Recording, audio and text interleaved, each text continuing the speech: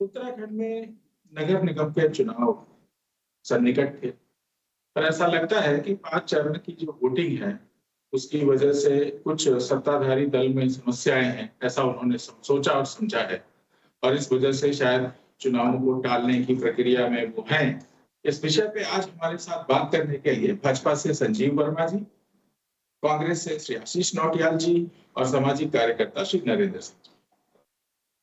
आज 5वें चरण का चुनाव था 49 सीटों पे और वोटर टर्नआउट फिर इस बार पिछली बार की तरह तमाम तरह के प्रयासों के बाद हम लोगों की भी तरफ से कई बार ये गुजारिश की गई कि निकलिए वोट कीजिए। उसके बाद तमाम सारी जैसे मौसम की परिस्थितियां को लेकर वोटर टर्नआउट बहुत कम रहा।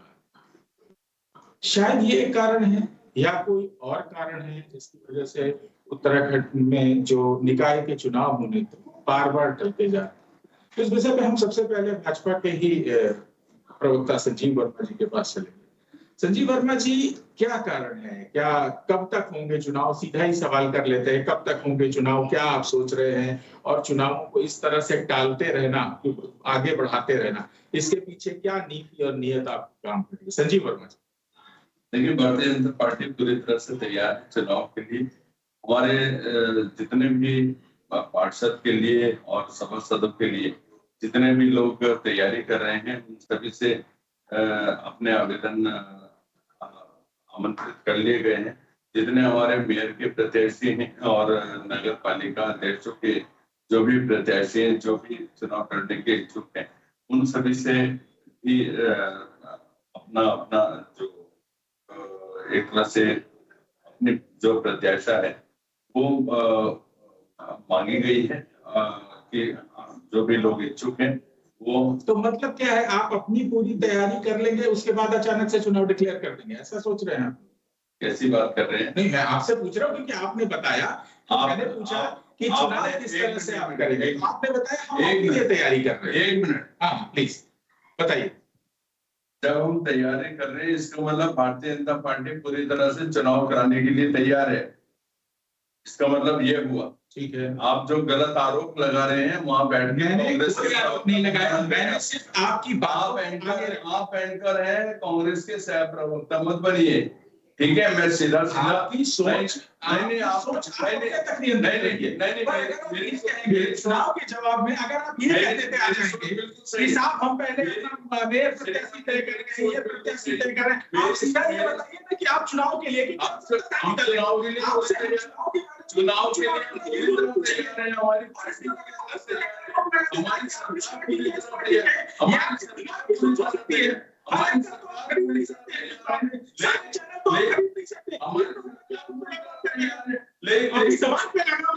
ये सत्ताधारी दल का मतलब उसमें स्थायित्व होना चाहिए, उसके बाद में ग्रेविटी होनी चाहिए। आप जो सवाल कर रहे हैं, आपने जो बात कही मैंने उसी पे पूछा, हर बार आप किसी बात को उठा देते हैं। कैसे आपको पता कि मैं किसी पार्टी का प्रवक्ता हूँ? आपसे सवाल पूछने का मतलब है आप जो है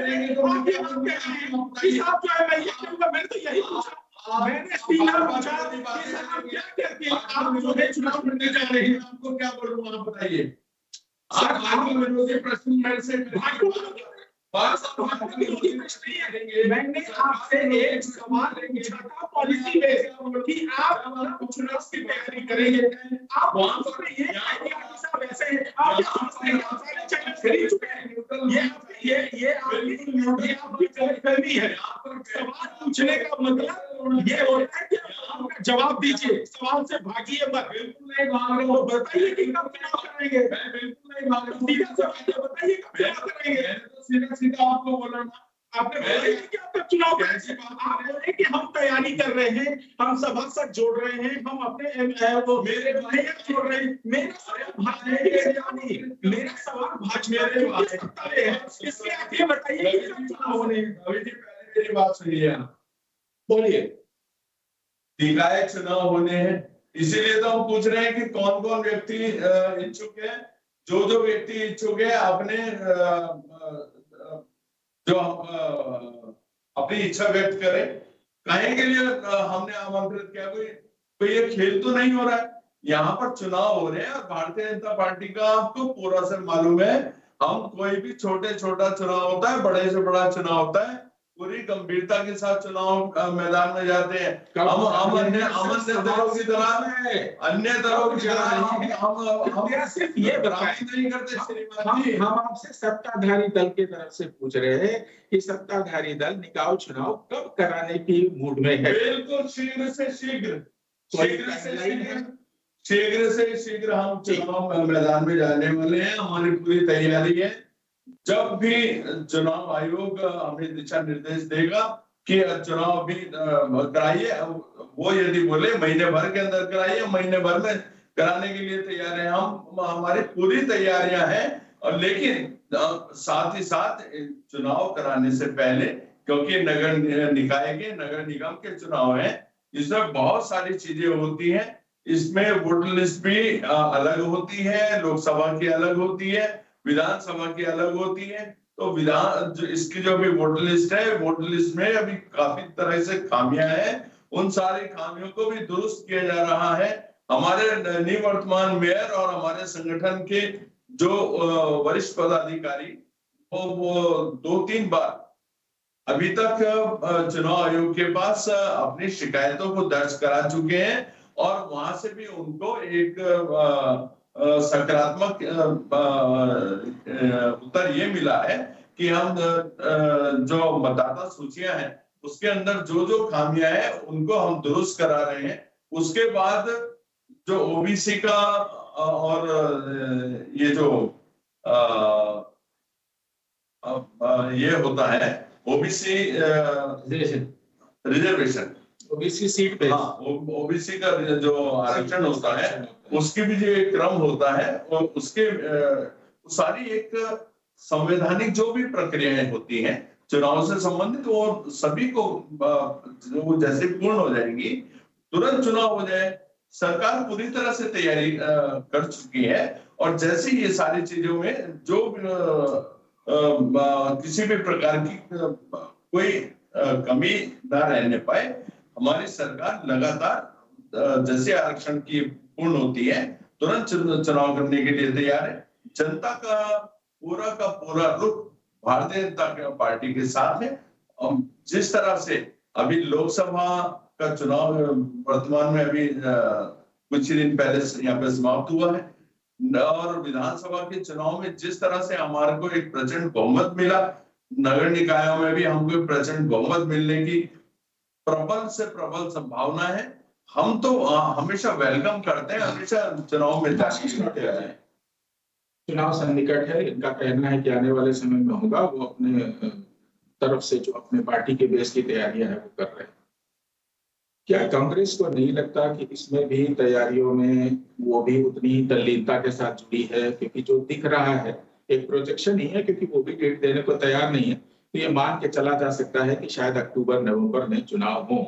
तो उसके लिए कांग्रेस किस तरह से अपनी तैयारी कर रही है और किस तरह से इस चुनाव में आगे आने के लिए वो प्रतिबद्ध है, और क्या बेसिकली क्या मुद्दे लेके वो निकाय चुनाव में जाएगी? निश्चित देखिए, मुद्दों की तो कमी नहीं है। भारतीय जनता पार्टी ने इतने मुद्दे दे दिए।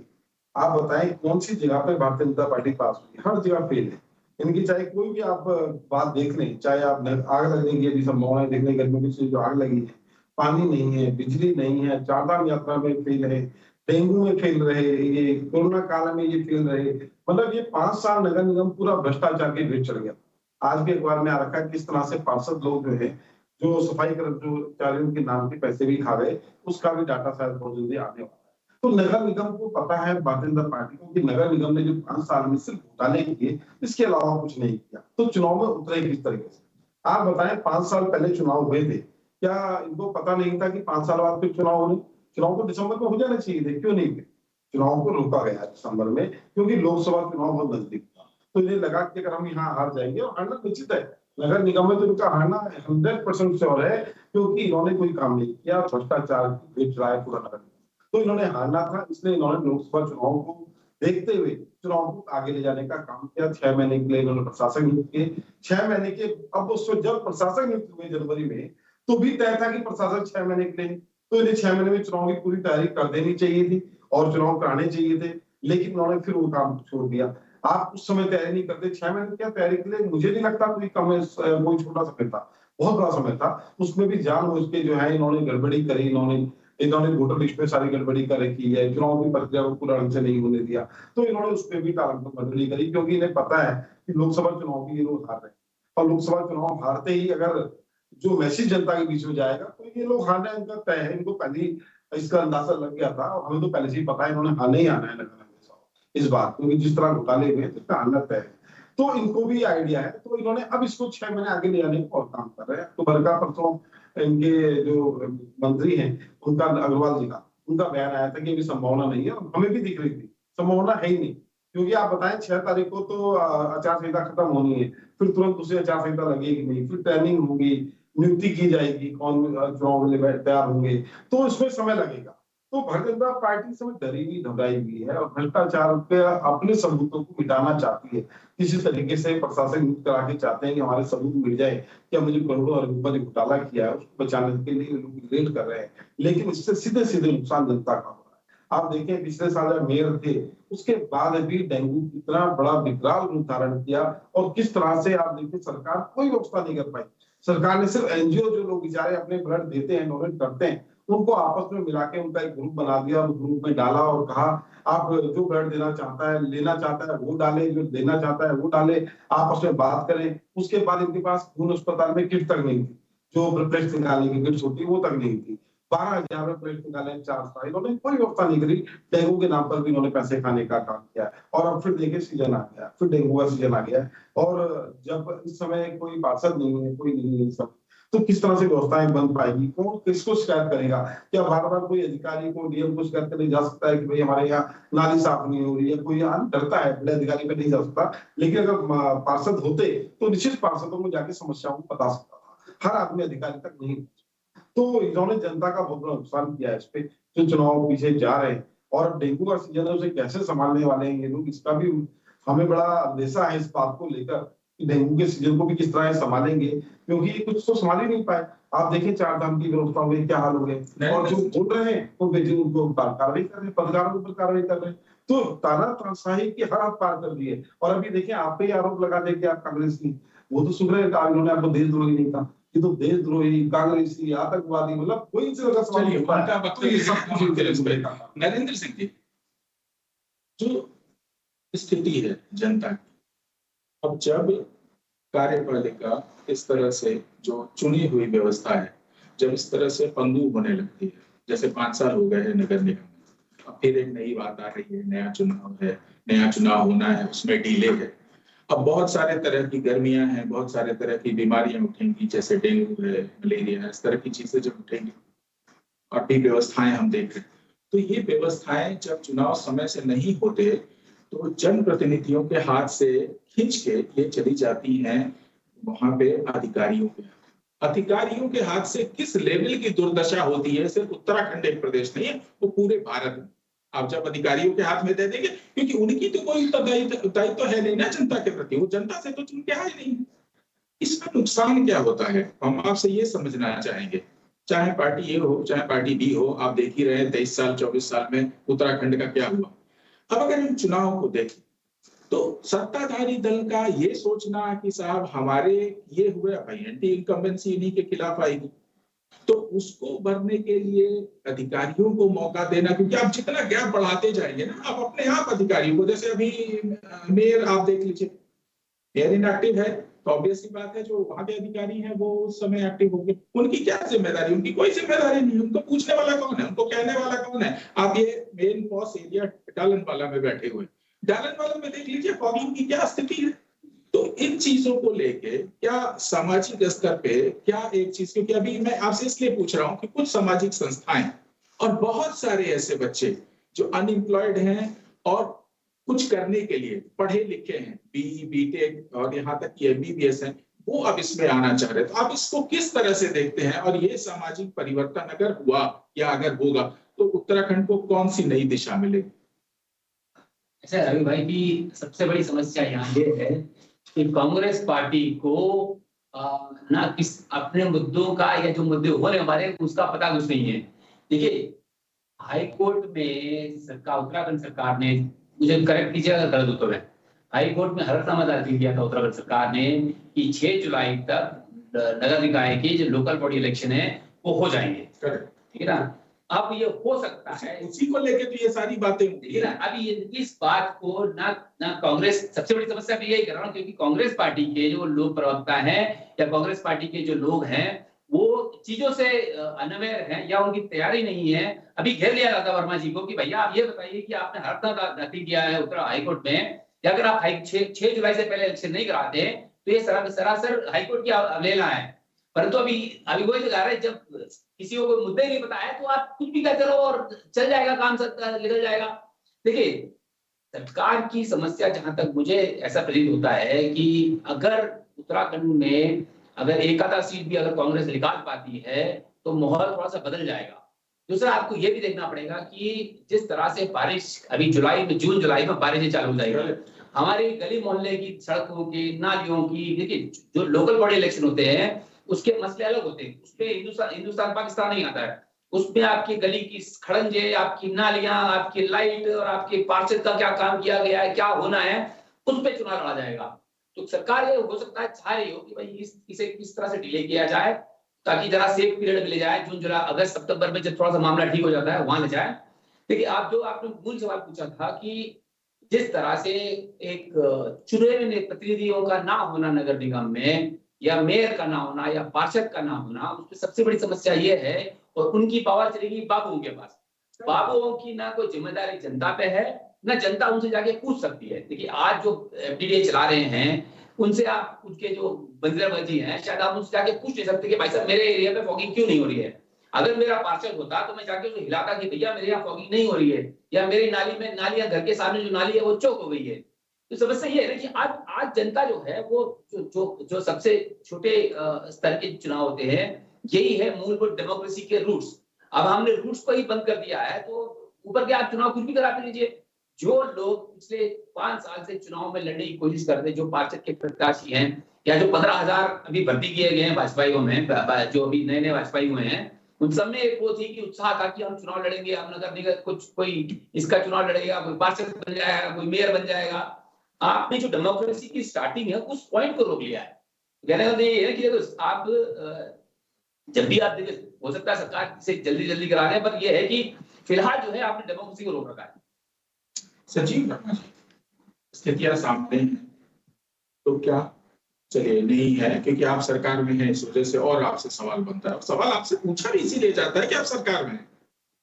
अब जो जिम्मेदारियां बनती हैं नगर निगम, तो क्या, चूंकि आप राज्य की सरकार में तो है ही और बाकी लोग तो हैं ही और वो अधिकारी आपके अंडर में, तो आप किस तरह से जनता को भरोसा देने जा रहे हैं या दे सकते हैं कि साहब भले ही ये चुनाव थोड़े आगे हो जाए, उसके बहुत से कारण हो सकते हैं, कोर्ट का जवाब तो आप कोर्ट में दीजिएगा, उसका जवाब हमको लेना भी नहीं है। तो क्या जनता, क्योंकि बेसिक बात अनरेस्ट की सवाल यहीं से शुरू हुआ था कि वहां कोई नहीं है और यहाँ पे हमारे पास जो हमको फीड करेगा, जो हमारी समस्याओं को, जमीन की समस्याओं को देखेगा, वो नहीं है। तो क्या राज्य सरकार इस बात का भरोसा देगी कि अब वो एक स्टेप आगे आएगी और जो नगर निगम में अभी इस समय एक्टिव कार्यकर्ता नहीं है, उसकी जगह पे भाजपा चूंकि सरकार में है, वो खुद आगे आके इन कार्यों को देखेगी? संजीव वर्मा जी, देखिए, सरकार जनता के लिए है, जनता के सरोकारों को प्राथमिकता पर उतारने के लिए, चाहे किसी भी प्रकार की कोई भी प्रॉब्लम आती है तो हमारे इस वर्तमान में जो अधिकारी यहाँ पर जिन्होंने चार्ज लिया हुआ है, उनको सरकार पूरी तरह से दिशा निर्देश लगातार दे रही। स्वच्छता की बात करें, क्योंकि नगर निगम के यही काम होते हैं, स्वच्छता की बात हो, कूड़ा उठान की बात हो, और बिजली की बात हो, प्रॉपर ड्रेनेज की बात हो, और क्योंकि अब आने वाला बरसात का सीजन है, बरसात के सीजन में कहीं भी जल भराव ना हो, पानी की निकासी प्रॉपर होती रहे, और कहीं पर भी गंदगी का माहौल ना हो, और जो भी इसके कार्य है। एक छोटा सा बात जोड़ दे, इसके लिए जनता अब किसको अप्रोच करे? देखिए, इस समय जो हमारे प्रशासक बैठे हैं, प्रशासक, क्योंकि इस समय वर्तमान में मेयर के पास और जो नगर पालिकाओं के अध्यक्ष हैं, उनके पास इस समय चार्ज नहीं होता, और उनका पूरा चार्ज और पूरी जो उनकी जिम्मेदारी वो इस समय प्रशासन के पास चली जाती है, एमएनए के पास चली जाती है, और एमएनए भी सरकार का एक नुमाइंदा है। जो भी कार्य है, जो भी नगर निगमों के, नगर पालिकाओं के कार्य है, वो पूरी तरह से बदस्तूर जारी रहेंगे। अभी जैसे डेंगू वाला जो सीजन आ रहा है, मच्छरों की बात होती है, तो ऐसे में फॉगिंग की बात हो, चाहे जो भी छिड़काव वगैरह के जो भी काम होते हैं, वो सारे काम बेदस्तूर जारी हैं। और मैं सोचता हूँ किसी भी काम में कोई भी कमी आने वाली नहीं है। और मुझे एक हाँ, सवाल जैसे मैं आम जनता का सवाल पूछ रहा हूँ, जैसे हमारे मोहल्ले में फॉगिंग नहीं हो रही है, मच्छरों का आतंक चालू हो गया अभी से, ऐसा नहीं हो सकता है कि जो हमारी नगर निगम है वो ऐसे टोल फ्री नंबर दे या हेल्पलाइन नंबर दे कि जहां पर आप कोई भी नागरिक जो है वहां फोन करके बता सके कि भाई साहब हमारे इलाके में नहीं हो रही है, और नगर निगम उचित एक्शन ले। ऐसा कोई नंबर या वैसी कोई व्यवस्था हो सकती है? नरेंद्र जी, नगर निगम का टोल फ्री नंबर पहले से जारी है, और उस नंबर पर आपके क्षेत्र की यदि कोई भी समस्या है, उस समस्या को आप उसमें दर्ज कराएंगे, और वो टोल फ्री नंबर सवेरे से लेके शाम को 8 बजे तक हर समय ऑपरेटिंग रहता है, और उसके ऊपर विदिन 24 आवर जो भी आप शिकायत दर्ज कराते हैं, आपकी शिकायत का उसमें निवारण भी किया जाता है। यदि आपके पास कोई भी इस संबंध में कोई शिकायत हो, तो आप उस पर शिकायत करें, आपकी शिकायत का निवारण। आशीष नोटिया जी, ये तो क्लियर है कि सत्ता जो है सत्ता का जो अधिकार है वो प्रशासनिक अधिकारियों के पास पहुंच गया। क्या कांग्रेस इतनी संगठित है? क्या कांग्रेस के प्रत्याशी या जो भी रिप्रेजेंटेटिव है वो जनता के बीच इस तरह से उपलब्ध है कि आज हो सकता है आज आप पार्षद न हो सकता है आप कल आने वाले समय में पार्षद हो सकता है आप न भी हो आपके रिप्रेजेंटेटिव, तो क्या वो जनता के बीच है उपलब्ध? या आप ऐसा क्या कर सकते हैं जैसे कि मैंने एग्जाम्पल इसलिए दिया, अब हम डालन वाला में बैठे, आप किसी से पूछ लीजिए अमेरिका में भी जाके अगर आप बताएंगे ना कि कहाँ रहते हैं डालन वाला में, तो जान जाएंगे कि हाँ देहरादून में डालन वाला का है। ऐसी जगह पे अगर समस्या है मच्छरों की तो फिर दिक्कत है। अब दिक्कत ये है कि हम किसके पास जाएं? तो भाजपा ने बताया कि भाई कुछ गए अभी लोग हैं वो प्रशासनिक अधिकारी हैं जो काम कर रहे हैं, कम से कम कांग्रेस ये तो बता दे कि हाँ भैया हमारे भी रिप्रेजेंटेटिव हैं, हम भी यहाँ हैं, हम आपके साथ हैं, भाजपा के खिलाफ हैं, वो अलग बात।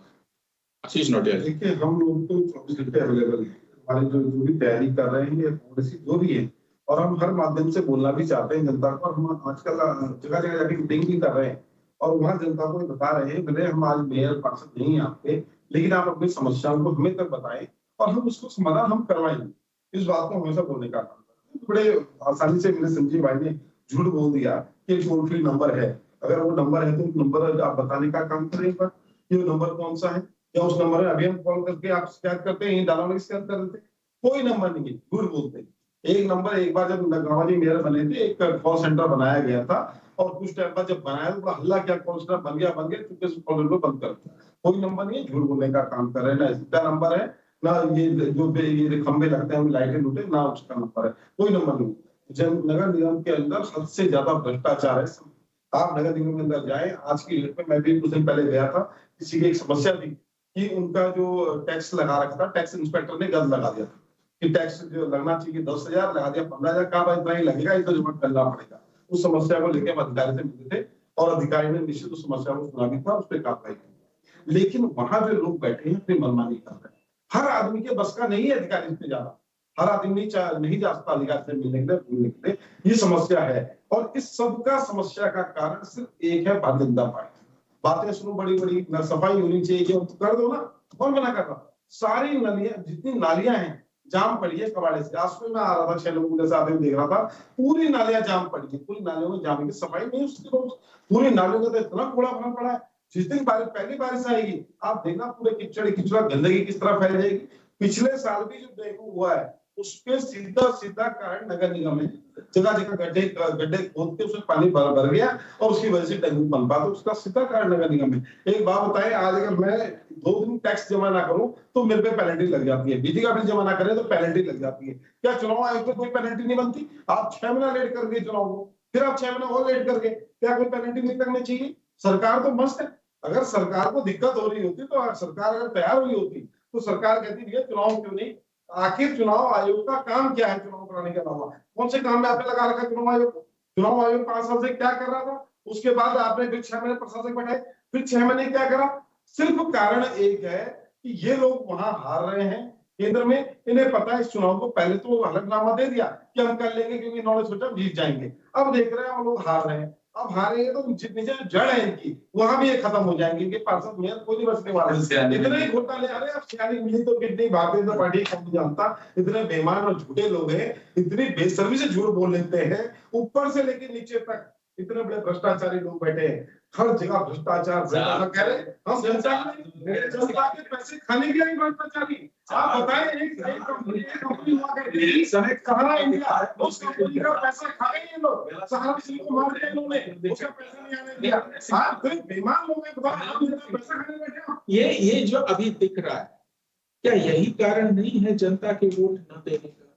जनता त्रस्त है, या जाके क्या कहें, हम क्या कहें, किससे कहें? और एक मन में एक जो उत्साह होता है, यार हम वोट करेंगे, हमारा जनप्रतिनिधि आएगा, वो इस तरह से काम करेगा, हमारी चीजें सही होंगी, तो वो ठीक है कि हम किसी के फॉलोअर हैं, पर वो उत्साह ही उत्पन्न होना खत्म हो गया है। और ये किसी भी तरह से लोकतंत्र के लिए बड़ा ही मतलब विचारणीय प्रश्न, विचारणीय क्या, मैं तो कहूँ कि चिंताजनक बात है। उत्साह तो कांग्रेसियों का खत्म हुआ है, मैं जनता की बात कर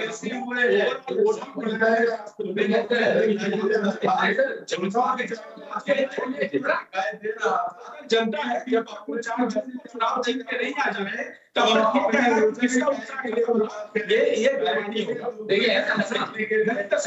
रवि भाई, ऐसा हुआ है कि 2014 में एक देश में उम्मीद थी कि बहुत बड़ा परिवर्तन होगा। करेक्ट। और मोदी जी जो है वो देश के नए मसीहा के रूप में आए, तो वो एक बहुत बड़ा सेंटिमेंट था, लोगों ने घंटों लाइन में, जैसे मेरे ने भी घंटों लाइन में खड़े होकर मैंने वोट दिया था। 2019 में जो हुआ था वो था देशभक्ति के भाव से लोग, पुलवामा अटैक के बाद की बात थी, तो उन लोगों में जो नेशनल सिक्योरिटी या नेशनल इंटरेस्ट का जो क्या बोलते हैं, जो इंटरेस्ट था, वो उसके चक्कर से अधिकांश वोट पड़े। 2024 के चुनाव में ये हुआ है कि ना जनता में कोई, ना बीजेपी ने कोई नैरेटिव सेट किया, ना कांग्रेस पार्टी ने कोई नैरेटिव सेट किया, कि बिल्कुल चुनाव बिल्कुल ऐसा हो गया, ये मुद्दा विहीन चुनाव है, ना यहाँ पर कोई चुनाव चल, ना कोई जनता में कोई उत्साह पैदा कर पाए। देखिए आप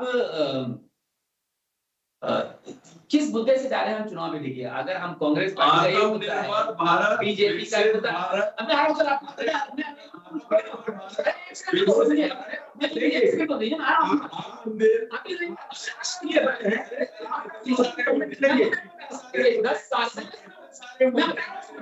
कीजिए, क्लोजिंग कमेंट लेंगे। 10 साल में इस देश में अभूतपूर्व काम हुआ है, ठीक है ना?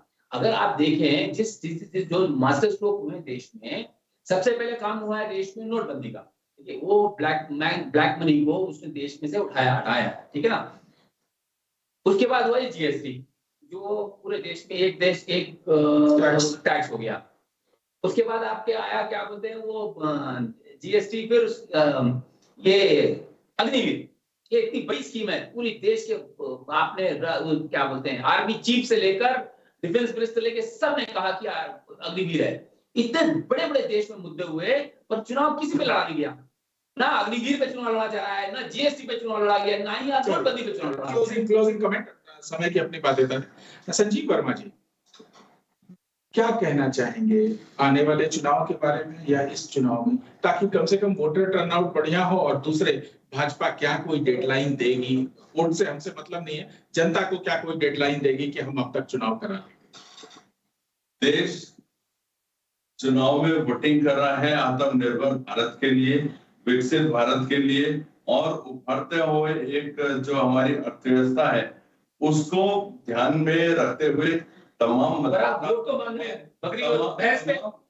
मतदाता इसी मुद्दे को लेकर, और जो राम मंदिर का एक भव्य राम मंदिर बना है 543 साल की तपस्या के बाद, जिसमें कांग्रेस पार्टी के जिसमें कांग्रेस पार्टी ने 21 वकीलों की फौज खड़ी करी ताकि राम मंदिर ना बने, इस मुद्दे को लेकर आप वोट मांग रहे हैं? इस मुद्दे को लेकर चुनाव हो रहे हैं और पूरे देश की जनता इस मुद्दे के ऊपर लामबंद है और कांग्रेस की जमानतें जब्त करा रही है।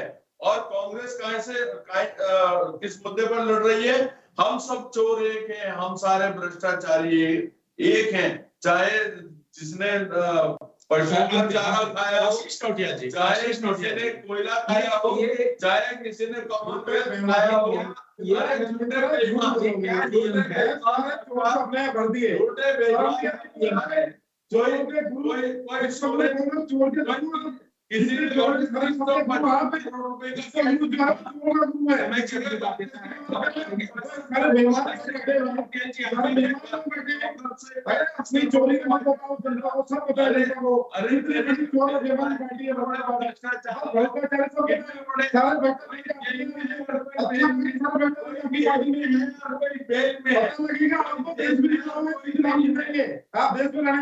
किसी लास्ट 10 सेकंड में आप क्या कहना चाहेंगे जनता को बेसिकली, ताकि वोटिंग टर्नआउट कम से कम बढ़े? अभी 2 चरण के चुनाव हो रहे हैं।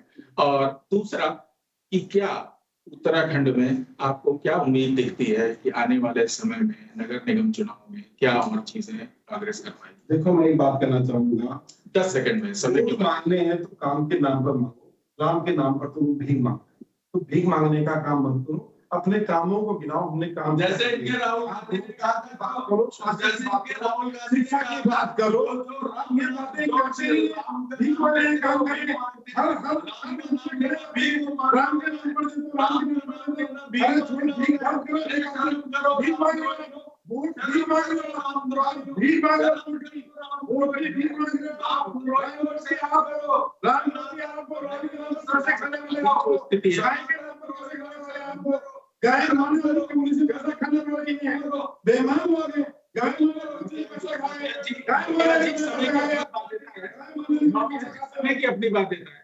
नगर निगम चुनाव अभी जैसा लगता है कि उसमें समय लगेगा। अब उसमें क्या कोर्ट में कहा गया है और क्या किया जाएगा, इसका तो शासकीय दल को सोचना है कि वो किस तरह से कोर्ट में खड़ा होगा, किस तरह से जनता के सामने। इस अंक में हमने देखा जनसदन के कि अभी चुनाव में कुछ समय है, दल उसके लिए अपनी तैयारी कर रहे हैं। हाँ, ये जरूर देखने में आया है कि ये नया उत्साह है कि कुछ सामाजिक दल और कुछ युवा इस चुनाव में आ रहे हैं। हो सकता है वो इस चुनाव को नई दिशा दे। इस उम्मीद के साथ अगले अंक में मिलेंगे जनसदन के। तब तक के लिए हमारे पैनलिस्ट संजीव वर्मा जी, आशीष नौटियाल जी और नरेंद्र सिंह जी को चर्चा में भाग लेने के लिए बहुत बहुत धन्यवाद। प्रणाम।